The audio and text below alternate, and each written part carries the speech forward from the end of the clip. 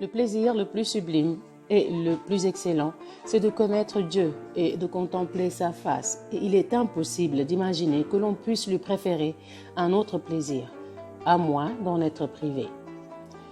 Sache que les plaisirs sont corrélatifs aux perceptions, idrakat. L'homme est un composé de facultés, riwa, et d'instincts. À chaque faculté et instinct correspond un plaisir particulier. Ce plaisir réside dans ce pourquoi cette faculté et cet instinct ont été créés. Car ce n'est pas un hasard si l'homme jouit de ses instincts. Chacune de ses facultés et chacun de ses instincts ont tous à jouer un rôle qui leur est propre et lui fait leur raison d'être. Ainsi, l'instinct de la colère a pour but d'apaiser et de se venger. Aussi bien le plaisir résidera-t-il dans le fait même de se venger, et c'est ce qui constitue sa raison d'être naturelle. L'instinct appétitif, lui, doit amener à se sustenter et assurer ainsi la conservation de la vie. Le plaisir résidera dans le fait de se nourrir, et c'est ce qui constituera sa raison d'être naturelle.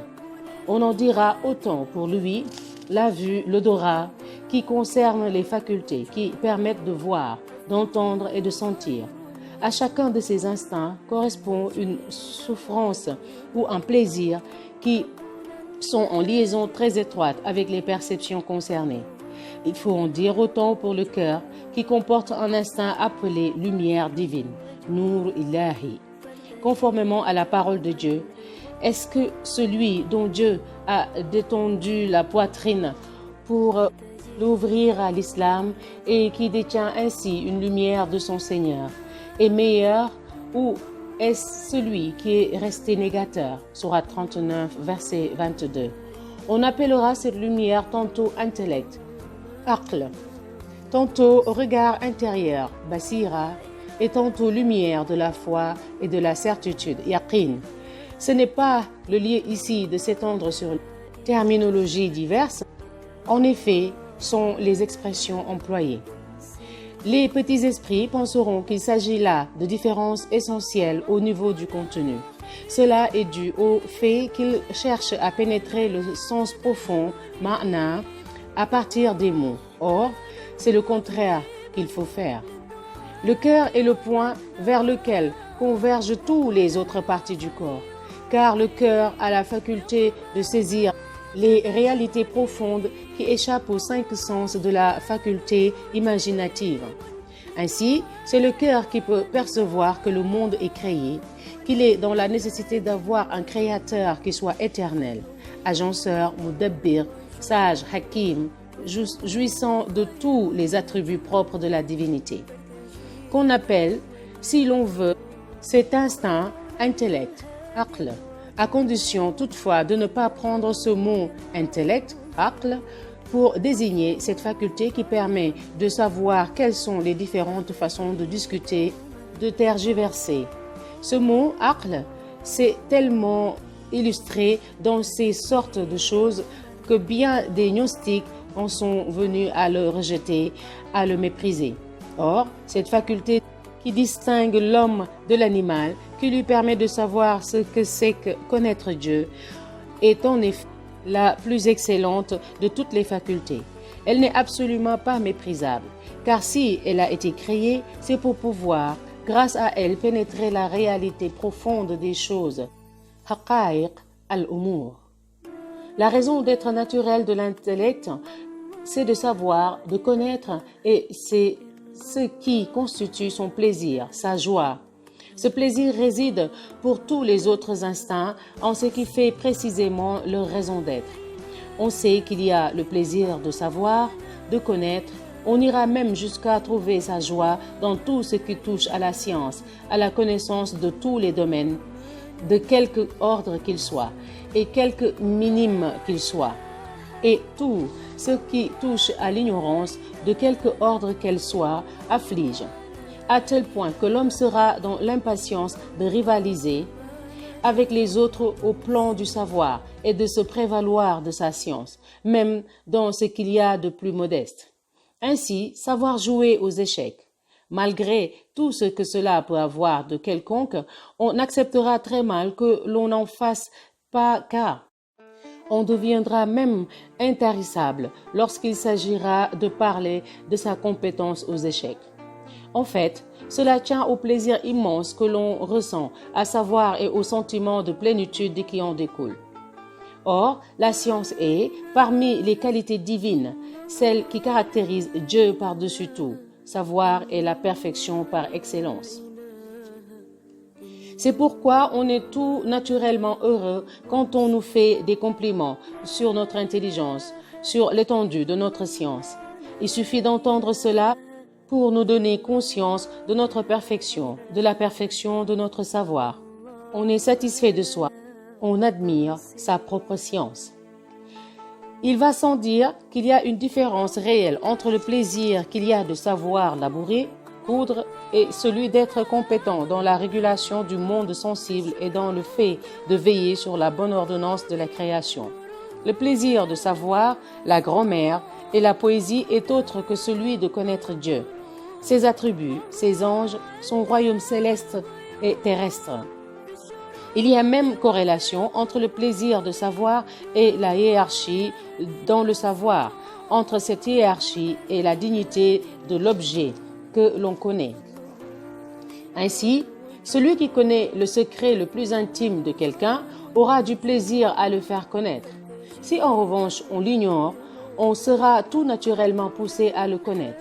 Si l'on parvient à connaître le fond le plus secret du chef de la cité, le secret qu'il a dans l'administration de la cité, on en ressentira bien plus de plaisir et de satisfaction que de connaître le fond le plus intime du paysan ou du tisserand. Être au fait des secrets des plus confidentiels du ministre, de son administration et de ses projets au niveau de sa fonction est autrement plus agréable et délicieux que de connaître les projets du directeur. Mais lorsque l'on connaît les secrets les plus intimes du roi et du souverain, qui est le chef hiérarchique du ministre, cela est encore bien plus doux et plus agréable que de connaître les secrets les plus intimes du ministre. On s'en félicitera davantage. On y sera davantage attaché. On en saura encore davantage l'objet de ses investigations. On en ressentira encore davantage d'amour pour la simple raison qu'on y trouvera un surcroît de plaisir. Ainsi, il nous apparaît une évidence que les connaissances les plus agréables sont celles qui sont les plus élevées. Et cette dignité est fonction de l'excellence de l'objet connu. Si donc, parmi tout ce qui est connaissable, il en est un de plus sublime, de plus parfait, de plus excellent, de plus grand de tout le reste, alors la science qu'on en aura sera assurément la plus agréable et la plus excellente de toutes. Or, je vous le demande, est-il rien au monde de plus sublime, de plus élevé, de plus digne, de plus parfait que celui qui a tout créé, tout parachevé, tout orné? Celui qui a fait exister, qui ramène tout à lui, qui ordonne et régularise tout. Est-il possible de concevoir une présence hadra qui est une dignité royale, une perfection, une splendeur, une majesté qui soit supérieure à celle propre à la présence seigneuriale, hadra rabbaniya? Lui, aucune parole n'arrivera jamais à décrire et quoi qu'elle fasse, à saisir les lois qui régissent sa majesté et les merveilles de son être. Tu n'as là-dessus aucun doute, j'espère. Alors, tu ne peux douter de que la connaissance des secrets de la Seigneurie et la hiérarchie des valeurs qui régissent les êtres qui existent ne soit le sommet du savoir, ce qu'il y a de plus agréable, de plus délicieux, de plus désirable. Le sentiment le plus intense qu'on ressent lorsqu'on jouit de cette connaissance est un sentiment de plénitude, de quelque chose de sublime. Il en résulte un débordement de joie, de paix, de délectation. Ainsi donc, il s'avère que le savoir est agréable, que la science la plus suave est la science de Dieu, de ses attributs, de ses œuvres, de sa direction, tadbir, du royaume, et depuis la hauteur infinie de son trône jusqu'aux entrailles les plus profondes de la terre. Qu'on le sache, ce plaisir dépasse en intensité tous les autres plaisirs. Il dépasse le plaisir que procure la passion, le plaisir de la colère, le plaisir des 5 autres sens. Les plaisirs diffèrent en qualité d'abord, autre le plaisir de la chair et autre celui de l'ouïe, autre le plaisir de la connaissance et autre celui de l'autorité. Ils diffèrent aussi en intensité. Autre le plaisir lubrique que l'on ressent lorsqu'on est enflammé de désir et autre lorsqu'on est froid. Autre le plaisir de contempler un beau visage, aux traits ravissants et autre celui de regarder un visage moins beau. Les degrés d'intensité dans le plaisir dépendent aussi de l'influence qu'ils ont les uns sur les autres. Ainsi, si on a la possibilité de choisir entre contempler un beau portrait et jouir de sa contemplation, et entre respirer des parfums agréables et que l'on choisisse la contemplation du beau portrait, cela veut dire que l'on a plus de plaisir à contempler le portrait qu'à sentir des parfums agréables. De même, si à l'heure du repas, on présente à manger et que l'on continue à jouer aux échecs, plutôt que de se mettre à table, cela voudra dire que le plaisir que l'on a de pouvoir vaincre aux échecs dépasse à nos yeux celui de manger. Nous avons là un bon critère pour connaître la hiérarchie qui existe entre les plaisirs. Nous disons donc, le plaisir peut être externe comme le plaisir des sens ou interne comme celui d'exercer l'autorité, de remporter la victoire, d'être savant. Autant de plaisirs qui n'ont rien à voir avec le plaisir des yeux, des oreilles, du nez, du toucher, du goût. Les parfaits sont les plus sensibles aux réalités, ma'ani, intérieures, qu'aux plaisirs externes. Celui qui n'a pas d'ambition, qui ne possède pas un cœur vivant et qui est dominé par un désir insatiable donnera certainement prévalence au plaisir de manger une bonne viande nourrissante, du nougat d'amande sur celui d'exercer le commandement, de l'emporter sur les ennemis et les vaincre. Tandis que celui est ambitieux et sage choisira d'exercer le commandement. Il supportera facilement la faim et aura la force de réagir contre le besoin qu'on ressent de manger, et cela plusieurs jours de suite. Son choix du commandement prouve que le plaisir qu'il y trouve dépasse infiniment celui des mets les plus délicats. Quant à l'imparfait, celui dont les facultés intérieures ne sont pas encore bien développées, comme l'enfant par exemple, ou celui dont les facultés sont éteintes, comme l'idiot, il y a de fortes chances pour qu'il préfère le plaisir de la bonne chair à l'exercice du commandement. De même que le plaisir que procure l'autorité et les honneurs l'emporte sur tous les autres plaisirs chez celui qui a franchi l'étape de l'enfance, de la minorité et de la sottise. De même, le plaisir de connaître Dieu, de contempler la beauté de la présence seigneuriale et de méditer les mystères qui ont trait aux choses divines l'emporte infiniment sur celui de l'autorité qui est, au plan de l'homme, le plaisir le plus grand et qui dépasse tout autre plaisir, quel qu'il soit. La meilleure façon de traduire cela est de dire « Nul ne sait ce qui leur est réservé en fait de joie comme récompense pour leurs actions. » Sourate 32, verset 17. Ce qui leur est réservé, l'œil ne l'a pas vu, l'oreille ne l'a pas entendu, le cœur de l'homme ne se l'est pas présenté. Seul le sait celui qui a goûté aux deux plaisirs, celui-là en n'a pas douté. Préférera la chasteté, tabatul, la solitude, tafarud, la méditation intellectuelle, fiqr, le rappel de Dieu, dhikr. Il plongera dans l'océan de la connaissance et délaissera le pouvoir, méprisera ses sujets, persuadé qu'il est de la vanité du pouvoir et de ses subalternes, de tous les soucis inhérents de la charge et dont il est possible de se distraire, pouvoir auquel la mort devra mettre un terme un jour, car quelle que soit la parure du monde et son clinquant, quelle que soit l'illusion qu'on a de le maîtriser, la mort arrive inéluctable. En face, il y a le plaisir de connaître Dieu, de considérer ses attributs, l'organisation de son royaume, du plus haut des cieux au plus profond de la terre. Un plaisir qui est à l'abri des ambitions et des maux, un plaisir si vaste qu'il veut accueillir tous ceux qui désirent y accéder, sans qu'il y ait d'encombrement. Un plaisir dont l'immensité égale en mesure le ciel et la terre et qui, si l'on dépasse toute idée de mesure, est illimité. Le gnostique, Al-Arif, sera là à considérer ce plaisir dans un paradis aux dimensions aussi vastes que celles des cieux et de la terre. Il s'ébattra dans ses jardins fleuris, il cueillera ses fruits à l'envi et se désaltérera à ses vasques, le cœur assuré qu'il ne sera jamais mis fin à ce plaisir. À ces fruits du paradis, point de pénurie, point de défense, point de limite. Ils sont éternels.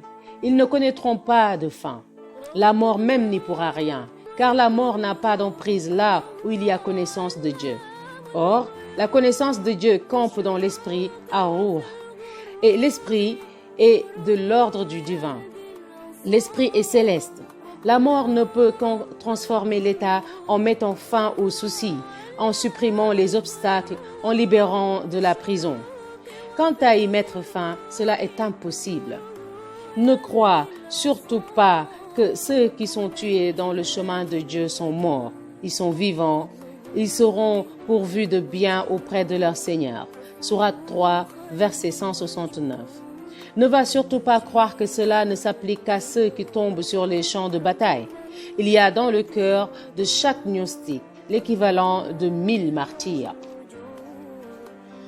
Dans un de ses dits, le prophète sallallahu alayhi wa sallam a assuré ce qui suit.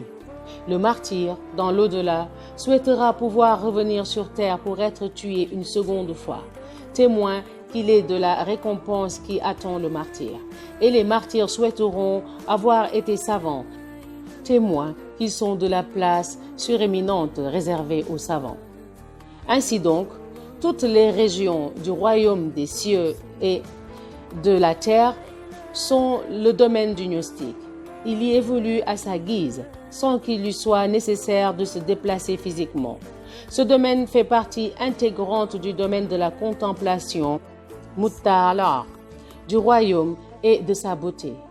Un Éden aux dimensions des cieux et de la terre. Chacun des gnostiques en jouit sans qu'il y ait gêne mutuelle. La seule différence qui existera réside dans la plus ou moins grande possibilité d'évolution qui est fonction du champ de vision et de l'étendue des connaissances. Le degré de rajat que forment auprès de Dieu les gnostiques échappe à toute mesure. Ainsi donc, il nous paraît avec suffisamment de clarté que le plaisir du commandement, qui est moral, est, pour les êtres accomplis, un plaisir supérieur à tout autre plaisir sensible, plaisir étranger à la bête, à l'enfant et à l'idiot. Certes, les accomplis connaissent les plaisirs sensibles, mais ils leur préfèrent celui de commander. Quant au fait que le plaisir de connaître Dieu, ses attributs, ses actes, son royaume céleste, les secrets de son royaume dépassent en plénitude tout autre plaisir. Seuls le savant, ceux qui ont atteint le degré de la connaissance et qui en goûtent d'awaq, le saveur, impossible d'en donner une preuve à celui qui ne jouit pas de la faculté du cœur. Le cœur est la source de cette capacité. Comme il est impossible d'ailleurs de prouver aux enfants la supériorité du plaisir charnel sur celui du criquet et de prouver à un impuissant la supériorité du plaisir charnel sur celui de sentir la violette, car il lui manque justement ce qui est susceptible de lui faire goûter ce plaisir. Quant à celui qui n'est pas impuissant et qui jouit d'un bon odorat, il aura lui la différence qu'il y a entre ces deux plaisirs. Dans ce cas, il n'y a plus qu'une chose à faire, lui dire « goûtez et voyez ». Certes, ceux qui recherchent la science, même s'ils ne sont pas en quête des choses de Dieu, goûtent aussi à la douceur de ce plaisir. Ils y goûtent lorsque, à la suite de recherches longtemps poursuivies, ils arrivent à résoudre tel problème ou à dissiper tel doute. Il s'agit, là aussi, de connaissances, de savoir, même si le degré de noblesse dont ils bénéficient n'est en rien comparable à celui des sciences divines. Mais celui qui s'est longuement rompu l'esprit à connaître Dieu, à qui on était dévoilé en tant soit peu les mystères de son règne, on ressentira au cœur face à ce dévoilement kashf une si grande joie qu'elle le fera pour ainsi dire sauter de joie et sera tout surpris de se voir encore tenir sur ses pieds et capable face à une joie et à un bonheur si grand d'en supporter l'intensité. Or, cela n'est accessible qu'à la connaissance gustative d'Ahouq. Tout ce qu'on peut en dire est loin de la réalité. Ce qu'on en a dit suffit à montrer la connaissance de Dieu et ce qu'il y a de plus suave. Face à quoi, aucun autre plaisir n'est comparable. Aussi, Abu Sulaiman ad-Darani a pu dire « Il est des adorateurs de Dieu que rien ne peut distraire de Dieu, ni la crainte de l'enfer, ni l'espérance du paradis. Comment les choses terrestres pourraient-elles les distraire de lui ?» Un des amis de Ma'rouf al-Qarqi lui dit un jour « Ô Abu Mahfouz, dis-nous ce qui a pu ainsi te porter si fort vers l'adoration et le renoncement au monde, Khalq. » Le voyant observer le silence, il demanda « Est-ce la pensée de la mort ?» Ma'rouf al-Qarqi dit « Et qu'est-ce que la mort ?» La pensée de la tombe et du monde de l'intervalle, Barzakh. Et qu'est-ce que la tombe, reprit Ma'rouf? La crainte de l'enfer et l'espérance du paradis. Mais qu'est-ce que cela? Supposons qu'un roi, dit-il, ait tout cela en sa possession. Si tu l'aimes véritablement, son amour te les fera oublier. Et si entre vous il y a accointance, alors il te suffira contre tout cela. On rapporte ces paroles de Jésus, alayhi salam. Si jamais tu rencontres un jeune homme dont le cœur est épris du désir du Seigneur, sache qu'il est diverti de tout ce qui est étranger à ce désir. Un sage vit un jour en rêve Bishr ibn al-Harith. Il lui dit « Que font Abu Nasr al-Tammar et Abd al-Wahhab al-Waraq ?»« Je viens de les quitter. Ils sont devant Dieu, mangeant et buvant. Et toi, Dieu sait, dit-il, le peu d'inclination que j'ai pour le boire et le manger. C'est pourquoi il m'a fait la grâce de le regarder. » Ali ibn al-Muwaffaq a dit, « J'ai fait un jour un rêve. Je me voyais au paradis. Je vis un homme attablé avec à ses côtés deux anges, l'un à sa droite et l'autre à sa gauche, qui lui servaient les mets les plus exquis. Et il mangeait. Je vis à la porte du paradis un autre qui dévisageait tous ceux qui se présentaient, introduisant l'un, refoulant l'autre. Je l'ai laissé et m'en fus jusqu'au jardin de la sainteté, Hadiqat al-Qudus. Sous les tentures et le dais du trône, quelqu'un était là, les yeux fixés sur Dieu, impassible. Je demandai à Ridwan, le gardien du paradis, « Qui est-ce » ? Ma'rouf al-Qarqi, me dit-il. Ce serviteur de Dieu qui fut son adorateur, non par crainte de l'enfer ou par convoitise du paradis, mais par pur amour. Il lui fut donné de rester là à le contempler, et ce jusqu'au jour du jugement. Les deux autres hommes qu'il vit étaient Bishr ibn al-Harith et Ahmad ibn Hanbal. C'est pourquoi Abu Sulaiman ad-Darani a dit « Quiconque ne se sera soucié que de lui-même, ne se souciera demain dans l'au-delà que de lui-même. Et quiconque ne se sera préoccupé aujourd'hui que de Dieu, ne se préoccupera demain que de Dieu. » Al-Thawri dit un jour à Rabia, « Quelle est la réalité de ta foi ?» « Si je me suis vouée au culte de Dieu, dit-elle, ce n'est pas par crainte de l'enfer ou par amour du paradis, j'aurais été vil mercenaire. C'est par pur amour et brûlé d'un ardent désir, choc, que je l'ai aimé. À propos de l'amour et de sa nature profonde, elle a récité ce poème. Je t'aime de deux amours, l'amour de convoitise et cet autre amour qui ne sied qu'à toi. L'amour convoitise me permet de ne penser qu'à toi et à toi seul. Quant à l'amour qui ne sied qu'à toi, il veut que tu enlèves le voile pour qu'enfin je te voie. Pour l'un et l'autre amour, je n'ai aucun mérite, moi. Pour l'un et l'autre amour, louange soit à toi.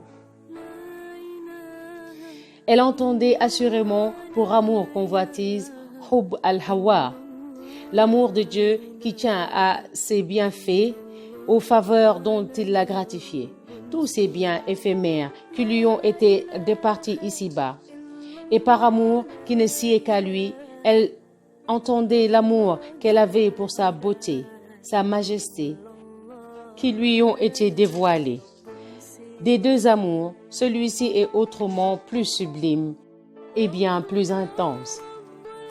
Le plaisir qu'on a de contempler la beauté de la Seigneurie a été évoqué dans les paroles de l'envoyé de Dieu, sallallahu alayhi wa sallam, a rapporté de son Seigneur.